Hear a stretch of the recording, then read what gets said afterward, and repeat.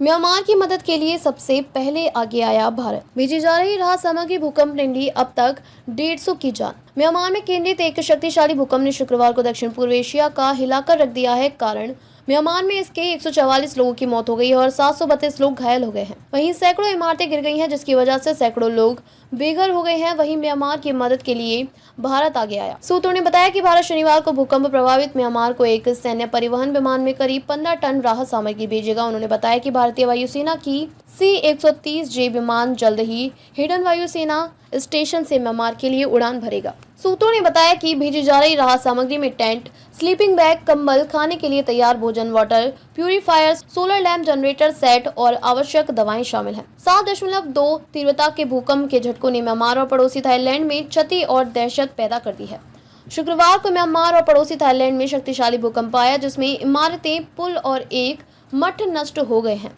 Myanmar के कम से कम 144 लोग मारे गए हैं, जहां दो बुरी तरह प्रभावित शहरों से ली गई तस्वीरों और वीडियो में व्यापक क्षति दिखाई गई है। साथ ही राजधानी में कम से कम 10 लोग मारे गए हैं, जहां निर्माणाधीन ऊंची इमारत ढह गई है।